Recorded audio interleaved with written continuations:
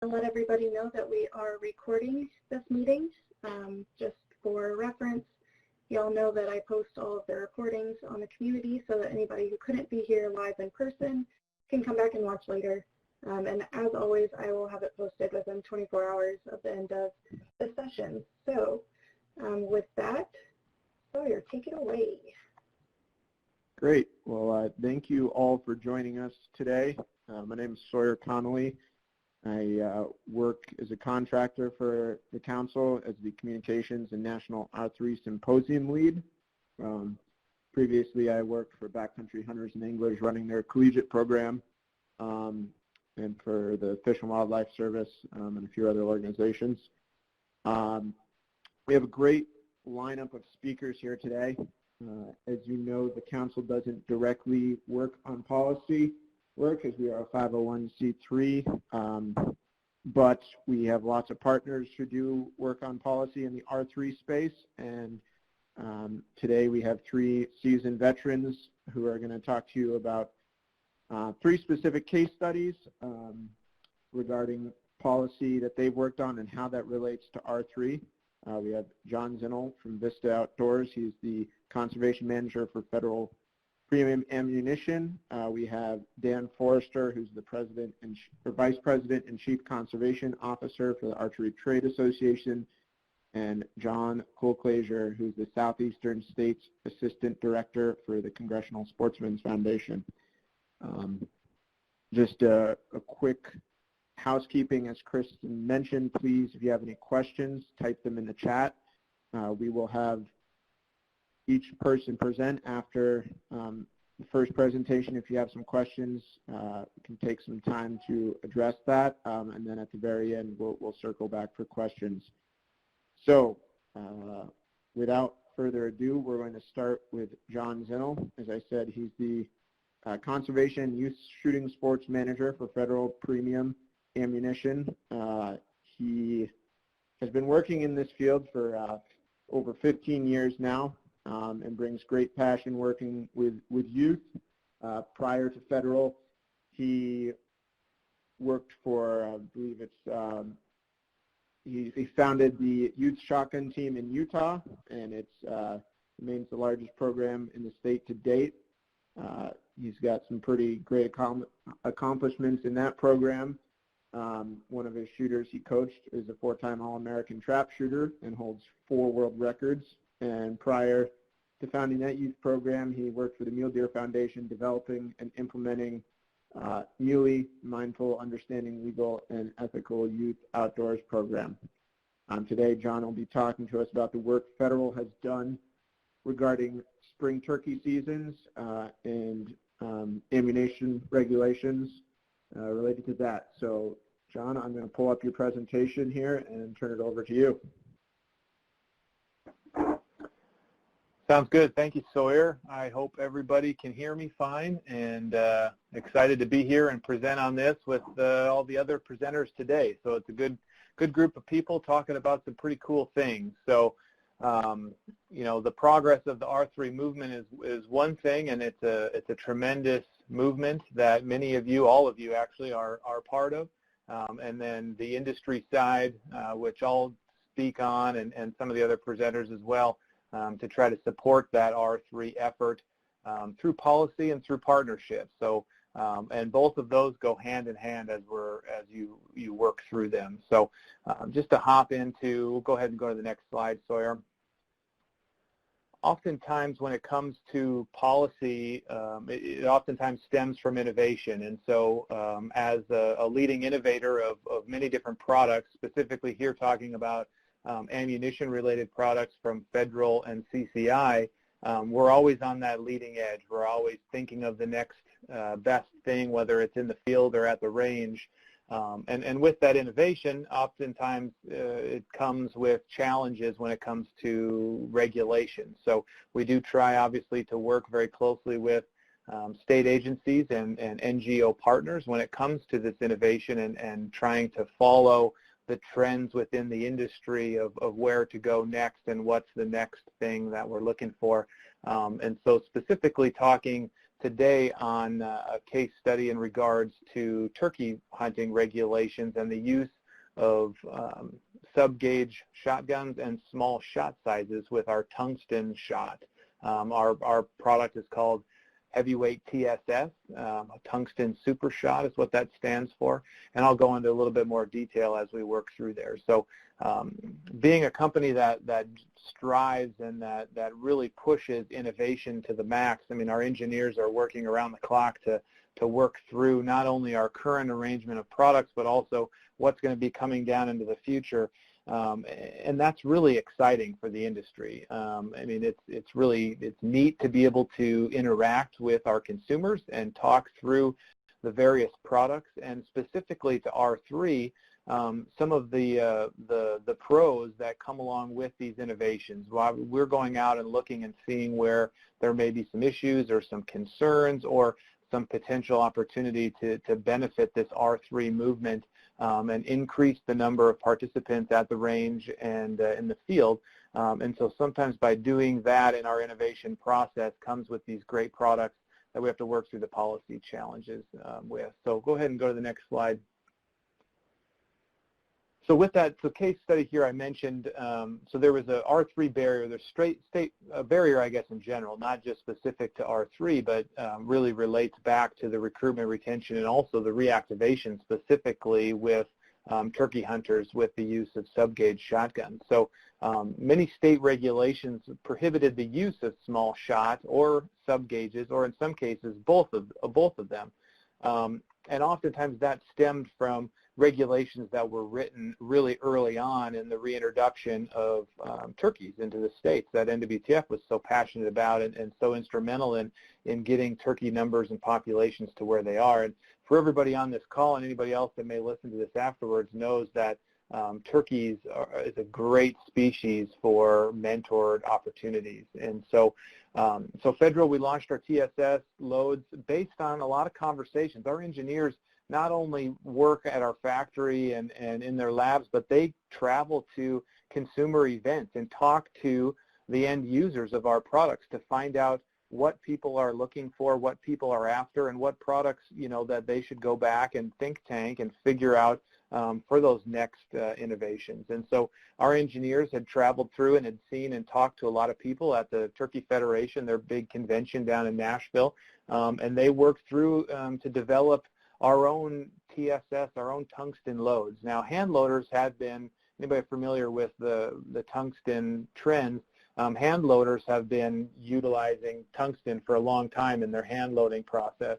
But we're the first ones to come to market with a real commercial manufacturing process for the TSS and really launching it out on a large scale. And so with that obviously took a lot of work, and our approach was to work with our partners and the state agencies to look at the potential of updating those regulations. And oftentimes those regulations are regs that hadn't been looked at or hadn't been even paid attention to for decades because they had been fine as far as going through there. Tungsten or some of these other innovations in shot weren't around back when they were being written. And so if anybody knows, I'm sure there's some state agencies on here or listening, and it's a challenge oftentimes to get those regulations changed and to go through that process. And so our approach was to work with our partners, like I mentioned, with NSSF and CSF and NWTF and others to take a state-by-state approach and really educate and update those game and fish agencies on the technology and the advancements that have moved forward.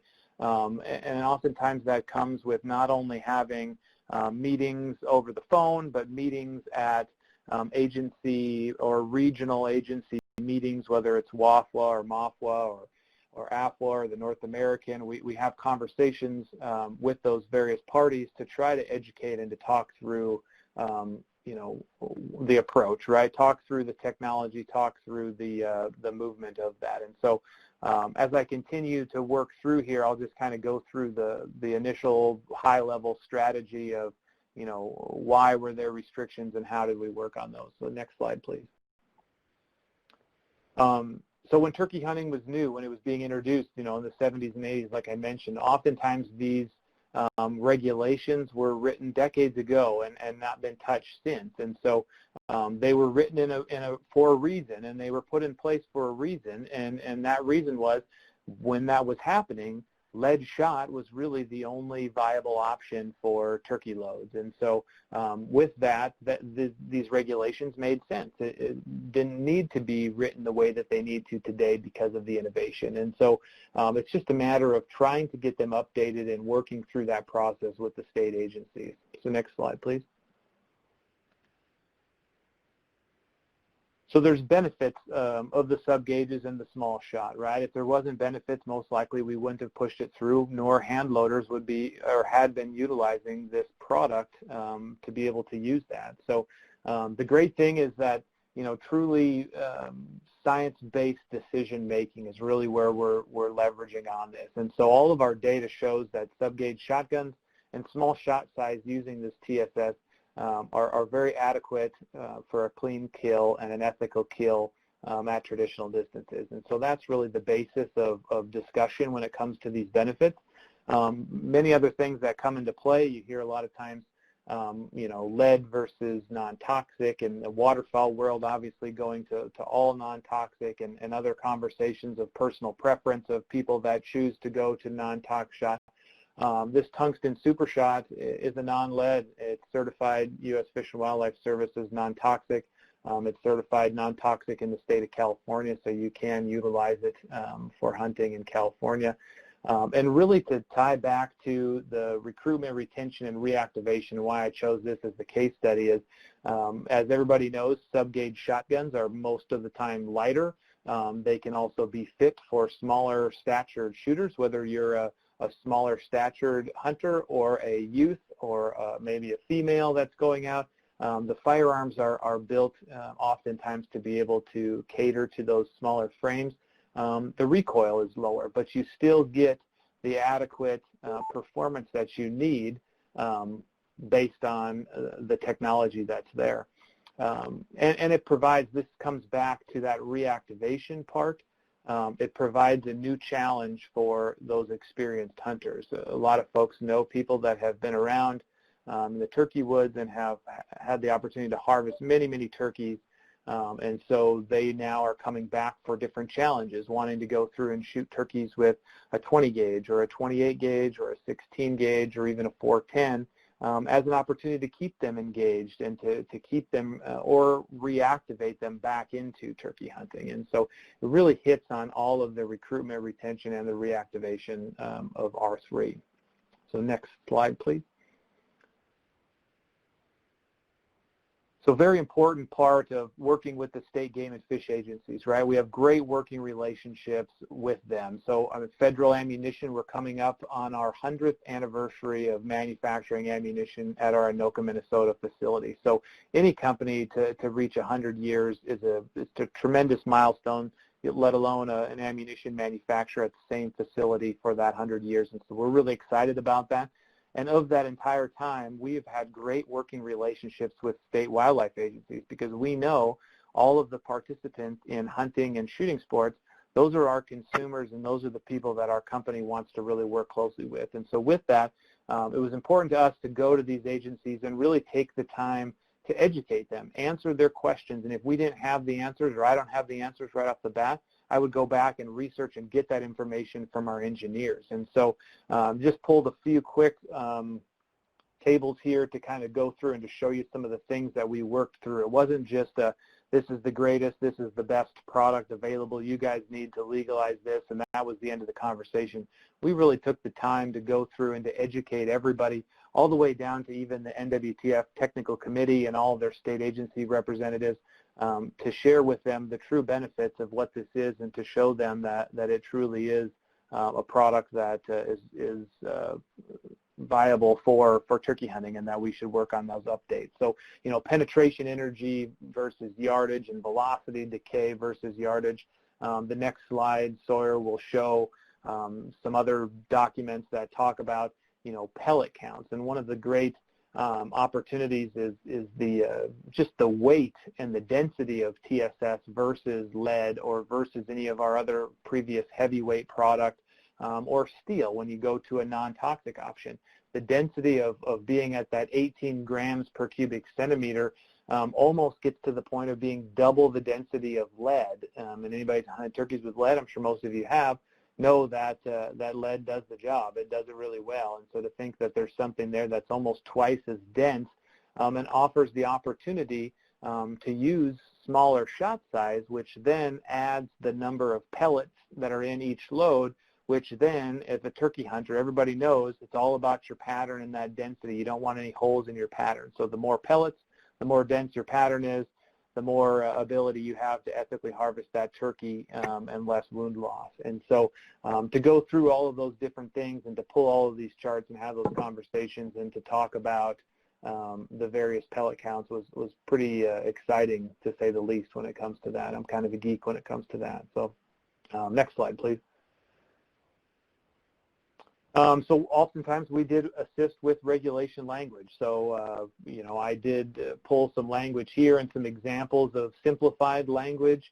You know, Minnesota this last year, they changed their regulation to allow the use of 410s as well as the smaller shot size. So they were a state that was restricted on both sides, and they changed their regulation to be read as it is there, similar to Missouri, which is even more open.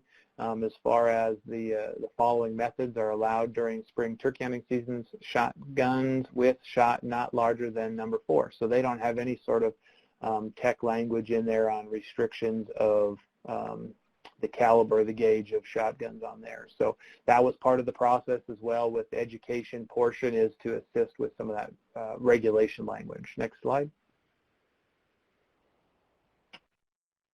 So here's just a quick snapshot of where we sit today. There's still 9 states that prohibit the use of shots smaller than 8, 9 states that prohibit the use of sub-gauge shotguns, such as 410, 28s, or 16s.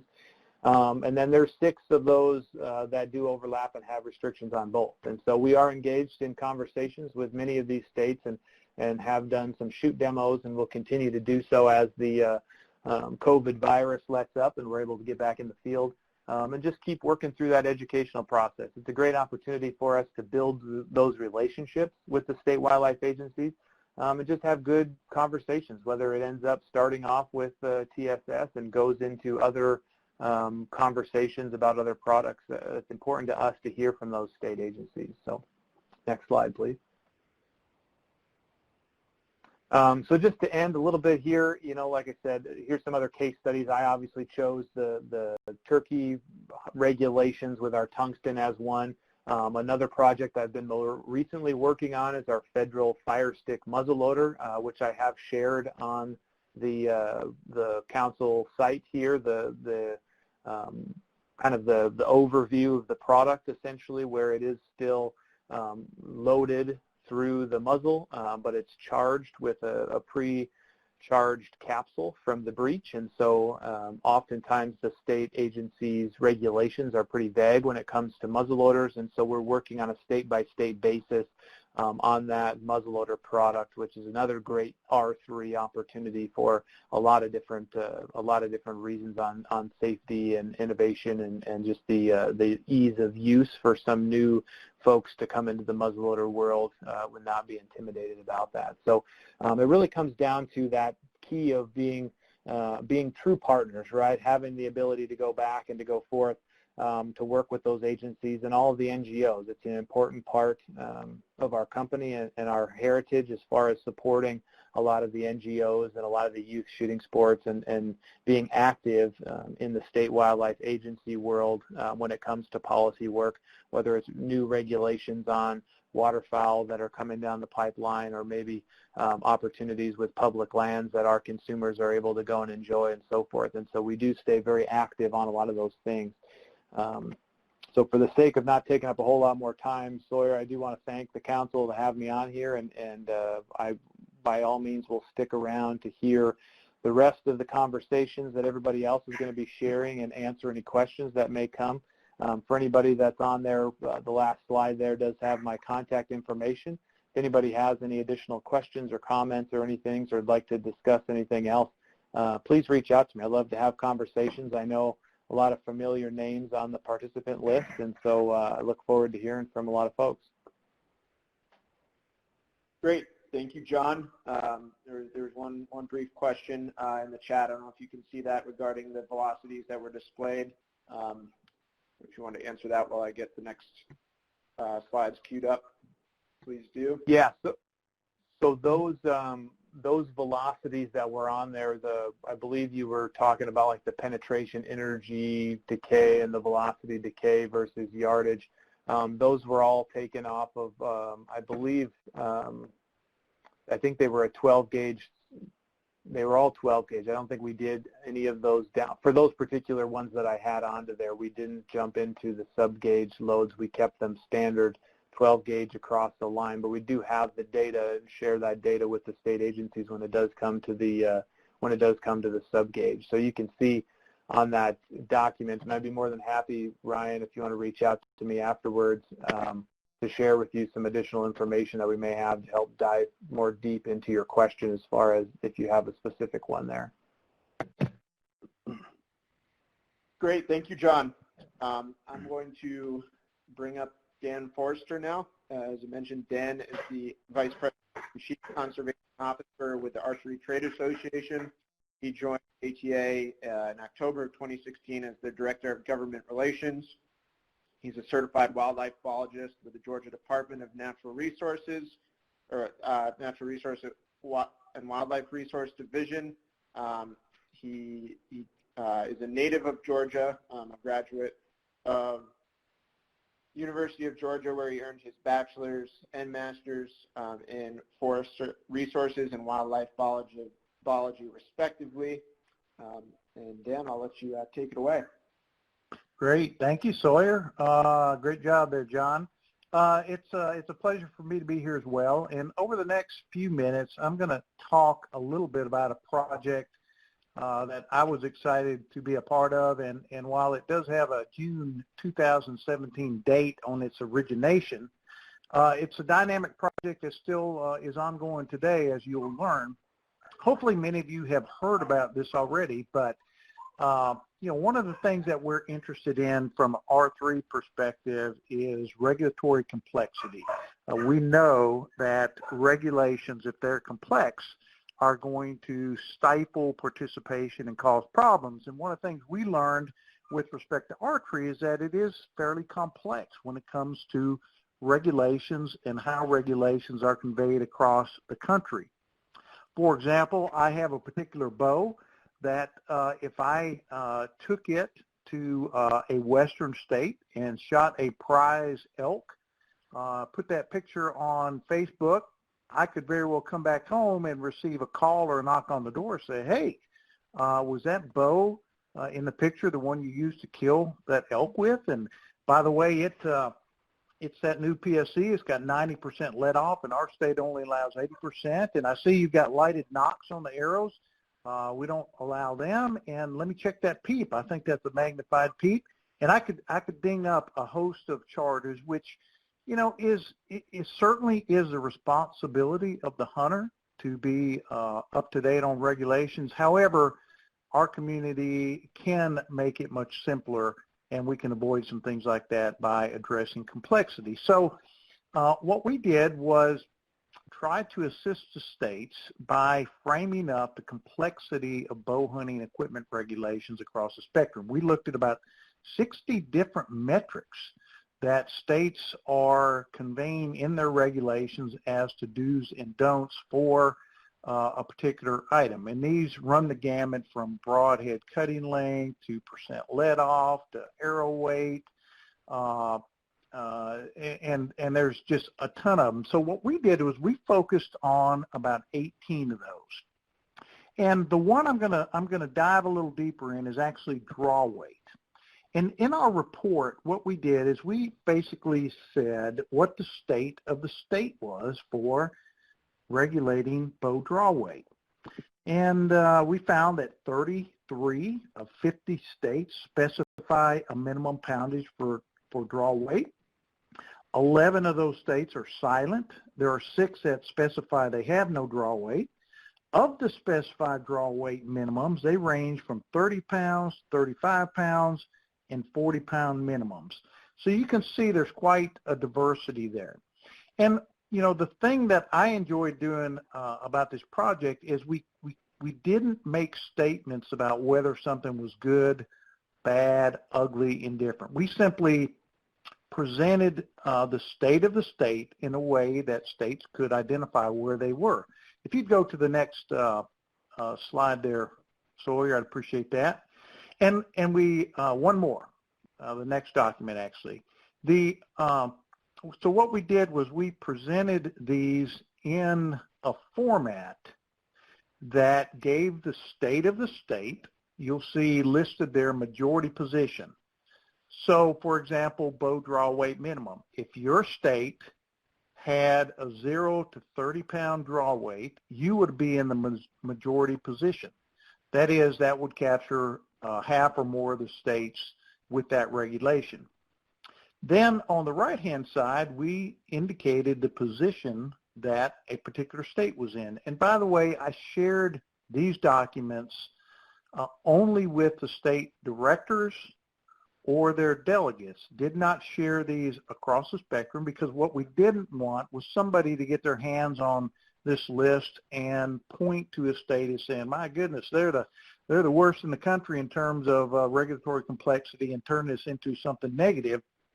This was, again, designed to be a document that would shed light on the diversity of the regulations out there and point to where your individual state was. So you can see in this example, and this actually is a real example where this state had a 40-pound minimum. And we highlighted in pink or red where your state was outside of the norm. Again, didn't say it was 30-pound was ideal, didn't say 40-pound was bad, but it just basically presented the state of the state. And you can see where in this example, many states don't regulate arrow length, but the state has a 24-inch minimum arrow length. And goes on and on. And so we highlighted these, we shared these with the states, and those listed in the columns are the 18 parameters that we actually focused on. The top 4 we coined as potential barriers to entry. In other words, if you have a minimum draw weight of 40 pounds, somebody that could draw 30 but not 40 is not going to be able to participate. If you have a let-off, you might pull back and hold a bow of a minimum draw weight with a 90% let-off but not 80%. So these were just places, again, to look for potential barriers.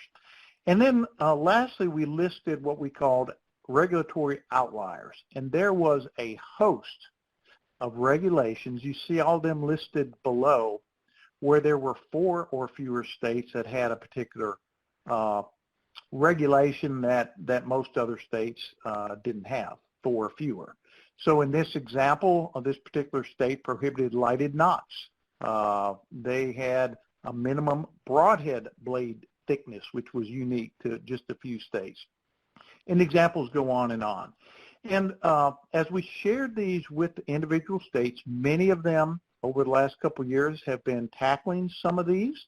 They saw them for the complexity and confusion that they were. In other cases, states attempted to address some of these only to find out that there may be some political or some history there that prevented them from dealing with them currently. But by and large, most folks said, man, thank you. This really gives us a place to focus and look. And I say it's dynamic because oftentimes the regulatory cycles are a couple years out, and many of these are still in the queue. Some got knocked off the drawing board with a variety of reasons. And so, you know, we will, as an association, continue to update this and keep these in front of folks. And if anybody wants a copy of the full report, again, it doesn't have state-specific information, I can share that with you. And if you would like the state report from the state from which you hail from or associated with, I'm happy to share that with you as well. Now, one of the things that came out of this study and this presentation was, okay, you presented all this stuff, but you know what? We really don't know what bow draw weight minimum ought to be. We'd like for the industry to kind of tell us, you know, what's your recommendation?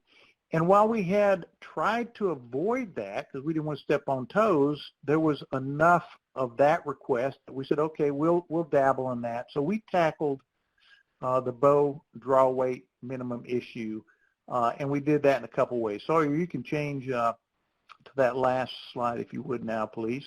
So what we did was two things. We went to our technical committee, and as an association, we have engineers and others that populate a technical committee for us that kind of serves as a sounding board for issues like this, standards in the industry to develop those. And I pose this question to them: what is our recommended minimum draw weight standard that would be considered feasible for most North American big game? And when we talk about North American big game and bow hunters, we're focused on white-tailed deer.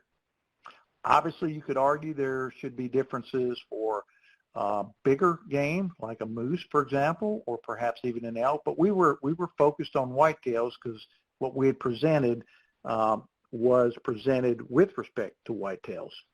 So our technical committee said, you know what, we really aren't going to be in a position to shoot a sample of deer with a variety of bows of varying minimum weights and the like, and measure morbidity and how long it takes and how efficient, you know, a kill might be, obviously. So what they did was said, okay, most of these regulations are 20, 30 years old.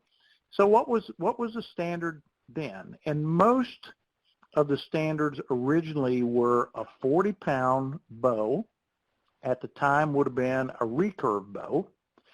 And so they took a 40-pound recurve bow and said, you know what, if it has enough kinetic energy delivery by most people's standards of that day to be used for hunting, we'll measure what that kinetic energy is and then compare that to modern day bows and modern youth bows, and provided a wealth of technical information that showed, you know what, you actually can get a similar amount of kinetic energy from a smaller weight bow, a 30-pound bow, at certain distances, and consider that killable. Now, you're not going to be able to shoot as far, and obviously shot placement has a lot to do with it.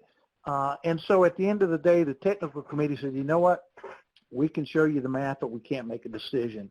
So we did the second best thing as well, and that was ask those states that had either no minimum or a 30-pound minimum to see if they had any history of problem with wounding loss or frustration or any complaints or any history of citations for those minimum standards that they had.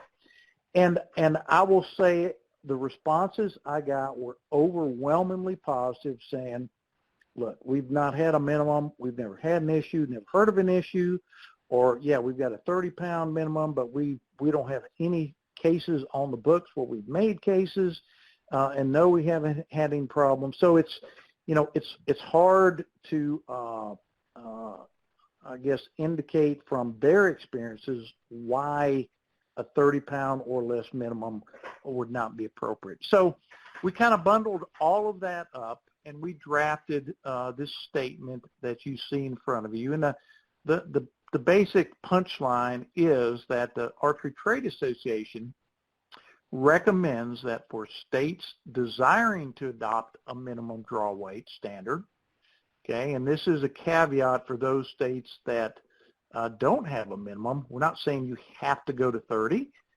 but if you want to have a minimum, and some states do, then we would recommend the 30-pound minimum draw weight be used for big game hunting in your state. So Our board adopted this recommendation. We have shared that with the states, and again, it was the result of the requests by states and a piece of this broader picture. So I do know that there have been a couple of states that have moved forward with this recommendation and are making changes. And again, we'll try and keep up with what these regulatory changes are and continue to dialogue with state agencies with respect to where they are so that we can hopefully avoid some of the confusion. It's interesting that on the firearm side, there's very little regulations guiding what you can use and what you can't use. And many states say, okay, if it's a 22 centerfire or larger or something like that, then it's legal for hunting during the firearm season. And archery just is much more complex than that. And again, we want particularly newer folks, which includes millennials that are being drawn to archery hunting because it does provide an opportunity in urban settings. It avoids the firearm use, which some folks want to avoid. It's a great entry level hunting for certain categories of folks, and to the extent that we can help remove some of the complexity and therefore improve the entry ability, that's what we want to do. This is obviously one area that we work, state regulations, but of course we are involved with many other partners on the R3 front from a federal level and working in tandem with a lot of our partners. So any issues that come up, be it CWD, land access, funding, we want to be good advocates on state's behalf because we do have a mutual goal, and that being to grow participation in the hunting and shooting sports. And Sawyer, I think I'll stop there and see if there are any questions I can address. Great, thank you, Dan. If anyone has any questions, please put them in the chat. I don't see any at the moment, so I'll keep monitoring that, but we'll move on here. Thank you, Dan. All right, and okay, next we have Jon Culclasure. I'll bring up his presentation here. Jon is the Southeastern States Assistant Director for the Congressional Sportsmans Foundation. He joined CSF in February 2016. He works with state legislators, Sportsman's Caucus under the National Assembly of Sportsman Caucuses and members of the Governor's Sportsman's Caucus throughout the Southeast. Prior to joining CSF, Jon helped manage land protection program at a land trust in his home state of North Carolina, where I believe he's joining us from today. Jon has a Bachelor's of Science in Forestry from the University of the South and a law degree from Cumberland School of Law at Samford University. Jon, thank you for joining us, and I will turn it over to your presentation on Sunday hunting. Thanks, Sawyer. Appreciate you inviting me to be a guest today, and thanks to Jon and Dan for their talks as well. We'll just kick it off. If you want to go to the next slide, please. Maybe hit the next one as well. One more. Yeah, so real quick, if anybody's not familiar with CSF, we're a nonprofit organization headquartered in Washington, D.C., and we conduct most of our work by working in conjunction through education efforts through a caucus structure system. The Congressional Sportsman's Caucus in D.C., the largest bipartisan caucus on Capitol Hill, the National Assembly of Sportsman's Caucuses, which is the state-level sportsman's caucuses, and then the Governor's Sportsman's Caucus. Next slide, please. This is a quick map of all the state sportsmen's caucuses with color-coded for staff. We have staff located across the country that do state-level policy work, so feel free to go to the website and reach out to your appropriate person as necessary. And the crosshatches represent the Governor's Sportsman's Caucus members. So I included this here just to show that because for Sunday hunting is a state-level issue, and so where we've had strong caucus, strong state-level sportsmen's caucuses and Governor's Sportsman's Caucus members, that's really been instrumental in advancing Sunday hunting. Next slide, please. Yeah, so just a quick overview for anybody who's not familiar with Sunday hunting from maybe other parts of the country. Sunday huntings are just blue laws. Most of them were passed, over 100 years ago or around over 150 years ago in some places. Currently, 10 states have various restrictions remaining. For R3, essentially, it's an access and opportunity limitation. The arguments that have been successful in the past for opening up Sunday hunting has been increasing access and opportunity for youth and people that have limited time on the weekends to get outdoors if they hunt during the week, and also because that facilitates increased economic output as well as facilitating increased conservation funding through license sales and related purchases. A lot of the work over the years has been done through the Sunday Hunting Coalition, which is a coalition of NGOs that work together to advance Sunday hunting policy. Kind of the leaders in that would be the National Shooting Sports Foundation, NRA, CSF, and then depending on which state it is, various other groups have been involved in different degrees over the years, like Delta Waterfowl or ATA or different folks over the years. So it just depends on which state that may be. And I would also note that just because there may be other groups that are not in the Sunday Hunting Coalition officially that have been really instrumental in individual states. And if anybody would like any additional information, I have an issue brief there, the link below to our website. Next slide, please. So just kind of a quick overview of some of the big wins over the past few years, and I won't go through them all, but they are kind of enumerated on the issue brief from the previous slide. But I'll just highlight a few themes that kind of emerge from this. Is generally Sunday hunting advancements are incremental progress, and they take a lot of work, and it's not a fell swoop by any means. There are different states that have taken different approaches. Some are statewide repeal of Sunday hunting prohibition. Sometimes it's county by county. Other times it can be species specific, like deer or predator. And also then the huge dichotomy, which is relevant to today's North Carolina discussion, is the private versus public lands. And so I'll also say that while each state has, the same issue, but each state is very different with different groups and different interests, and there's no foolproof recipe for repealing Sunday hunting prohibitions. And the picture I included there is from West Virginia. That's Governor Justice signing the public lands bill into law, and I included that photo just because I think it highlights the importance of kind of the various interests all coming together to make something happen. That's the governor there in the middle. You've got the DNR director and the deputy director to his left. You've got some Sportsmans groups pictured, and then you've got the bill sponsors, the Sportsmans Caucus co-chair at the time, and Senator Maynard, and another Sportsman's Caucus member, Senator Sue Klein, on the right, pictured there. So that's what really made that bill come together, or made that bill pass, so that everybody worked together on it, and Sportsman's lobbyists as well. And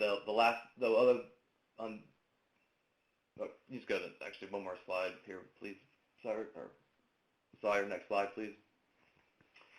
So focusing on North Carolina specifically, like Sawyer said, I am from North Carolina, so this is a professional as well as personal interest to me. The law was passed originally in 1869 during Prohibition, which actually predated the public land system, so that's kind of interested in today's discussion. But fast forward to 2010, the State Wildlife Agency actually, through their interpretation or rulemaking, authorized falconry and archery equipment on private lands because the statute only prohibited Sunday hunting with firearms. So that was kind of the first entryway into Sunday hunting in North Carolina. And then there are various efforts in 13, a big push, and then in 15, that's when the historic repeal came through the Outdoor Heritage Act. It, among other things, established an Outdoor Heritage Advisory Council. It repealed the prohibition against Sunday hunting on private land. So that was the big win. But it left a number of carve-outs, which I've listed there. I won't go through them all, but those are all carve-outs and were parts of negotiations and trade-offs and that sort of thing to get it over the finish line. So next slide, please. So 2 years later, a lot of sportsmen's groups that were involved kind of came back, and they want to make a second run at cleaning up some of those exceptions.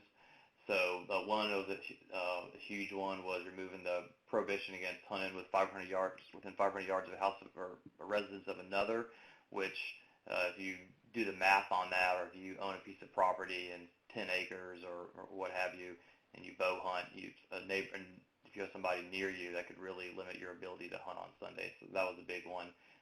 Picked up Wake and Mecklenburg counties, the two largest populated counties in the state. Fixed the county opt-out provision, which would have allowed counties to opt out, and now there's a different process for doing that where it has to go to the ballot.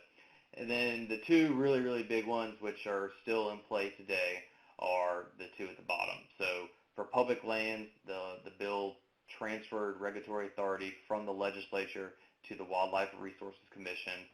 And then on regard to migratory birds, it removed the statutory ban, but set up where the WRC could authorize it by proclamation of the director or by rulemaking. The bill also required the agency to conduct a study and submit a report to the legislature examining various biological, social, economic, and other impacts related to migratory birds. Migratory birds, hunting, particularly waterfowl, is a really contentious issue in North Carolina. Next slide, please.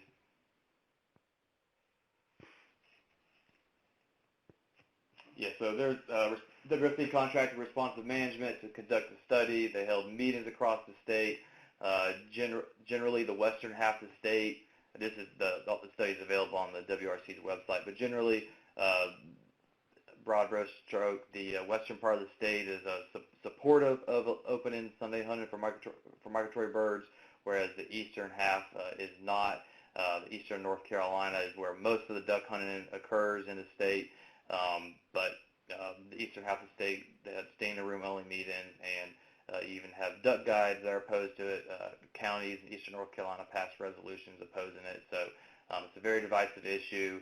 And I don't foresee any movement on the migratory birds piece in the near future right now.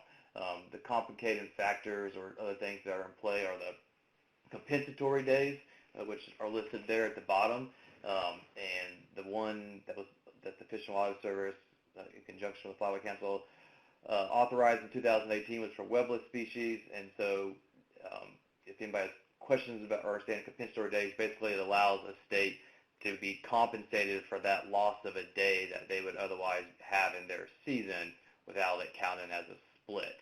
So that leads to a confusion among the public, because they think if you take away or if you repeal Sunday hunting, you're losing compensatory days, so it shortens your season, but really it's the same total number of hunting days. So it's 60 days, but it's maybe protracted because you don't have those Sundays that you can't hunt on it. Next slide, please. And so the public lands piece is a piece that we've really been working on with a lot of partners over the last few years. So just a reminder that the bill was passed in 2017, spearheaded by Sportsmans Caucus members, and work closely with a lot of our good NGO partners to get it across the finish line, and of course closely with the state, with the Wildlife Resources Commission. They've been a critical partner in this all along, and over time I think they've passed 4 different resolutions in various forms supporting different advancements in Sunday hunting. So I just definitely wanted to stress that point. So since the bill was signed into law in 2017, the following year, the agency conducted a survey, an online survey, and then they used those results, and they took to the commission meeting in October 2018. The staff proposed, I think it was 32 game lands, and the commission ultimately voted it down. There was a lady from a local birding club that got up and spoke and kind of dive bombed it there, but I think there might have just been some general concerns about opening it up at that time without a little bit more research on the front end. So The agency then hired Group Solutions to conduct a series of public meetings, which were held earlier this year across the state. They did a good job doing that. And then there was, because of COVID, there were 3 virtual stakeholder meetings this summer, and folks involved included equestrian groups, hikers, bikers, anybody that uses the public game land system in North Carolina. North Carolina refers to them as game lands, or WMAs, or maybe in other places. So the next steps would be hopefully that WRC will take that input from those meetings and develop some recommendations to take to the commissioners in October, which would then go to public comment in January, hopefully to have some public lands opened up in time for the next hunting season in 2021, which would be 4 years after the law passed. So next slide, please, Sawyer. So just kind of the bigger takeaways here and things to consider is that once once private land Sunday hunting is legalized, you have a fewer number of hunters that are clamoring to open up public land Sunday hunting just because the sheer fact there are fewer public land hunters. So the agency is obviously in a tough position of balancing multiple interests, and in North Carolina and probably a lot of other states, you have an increasing number of non-traditional, or whatever you want to term it, users that are using game lands on an increasingly frequent basis, and sometimes those folks are the ones that are opposed to Sunday hunting, in addition to some hunters who may be opposed to it for either religious reasons or just because that's how they grew up and that's how the things have always been. So, it's interesting in North Carolina that it's traditionally a very strong hunting state, and now that the state agency has the regulatory authority to open up Sunday hunting, it's been 3 years and 3 days from now that the bill was signed into law, and there's still not 1 acre of public land Sunday hunting open. So let me take my notes here. There's been one of the issues that are the agencies. I think the agency and the commissioners and staff are generally supportive, but there are some reservations. And one of the things that I hear a lot is that Sunday hunting is not a silver bullet, it's not a panacea for R3, and I think that kind of misses the point. We're trying to remove or support reducing. We're trying to reduce restrictions for people to get outside and experience hunting, and 1 day on a weekend is pretty significant, and if that's one small step we can do to help get people outdoors, I think it's important to do that, whether or not that's going to fix the R3 problem. So some of the issues that the agency is really trying to grapple with is the different interests, and sometimes folks it's a NIMBY thing, or sometimes people are scared about guns or don't have any experience dealing with hunters because they may be new to the state and come from a different cultural background.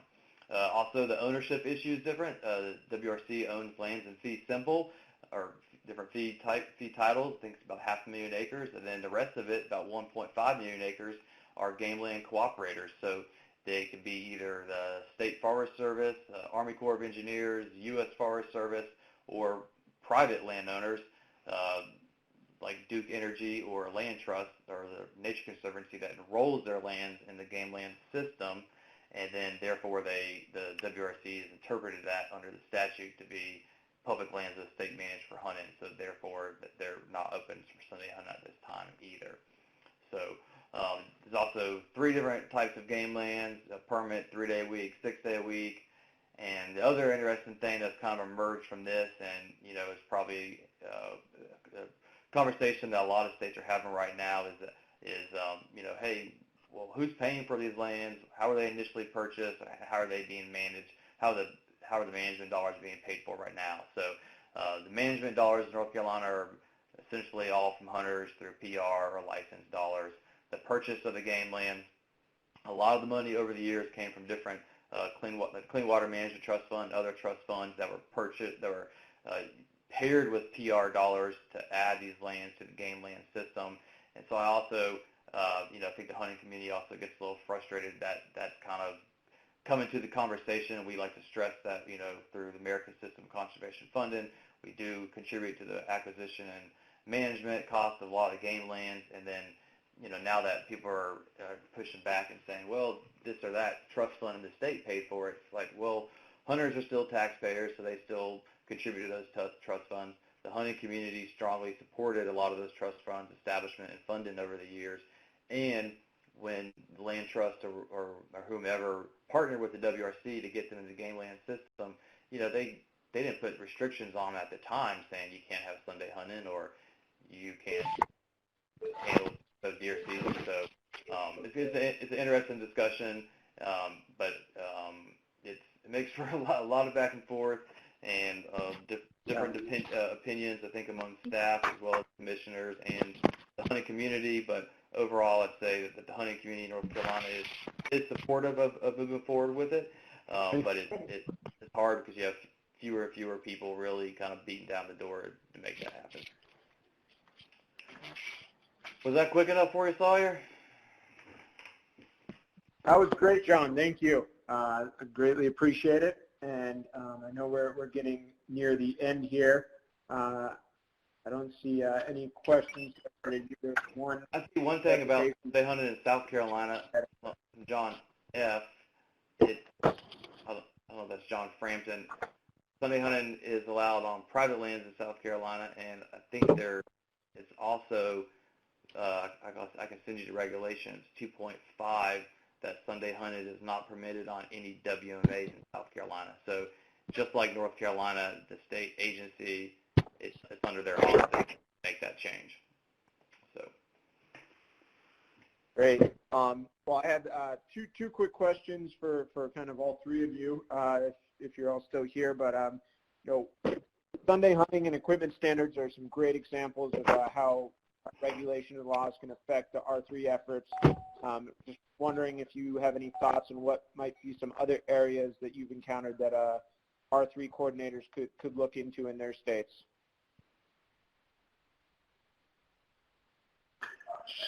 So this is Dan. I would take a quick stab at that. And I didn't mention this, but the communications piece, I think, can't be overemphasized, because what we found in looking for regulations that many times you had to go to several different places to figure out exactly what it was and if it was in fact being regulated. And what we communicated to states was it can be equally important to communicate what you're not regulating. For example, you could say we don't regulate arrow weight, broadhead diameter, peeps, minimum draw weights, or something like that, so that a hunter isn't left just looking at the regulation going, my goodness, am I at the right page, or is it not regulated? So communication, particularly with an eye towards a novice, I think would be an excellent place to focus. Great. Dan, while I have you, we had a question from Aaron Hirschberger from Nebraska regarding is ATA supportive of dropping minimum draw weights totally?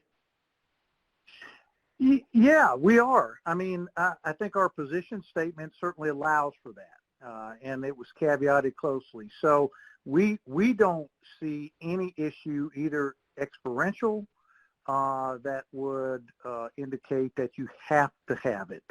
I could have an 80-pound bow and do more damage than somebody that's under good supervision, a lightweight bow at short distances in good practice. So it's not really the equipment that's the issue. It's the mentoring and the hunter. So, yeah, we are certainly comfortable, as are the other, I think, 11 or so states that don't regulate that. Great.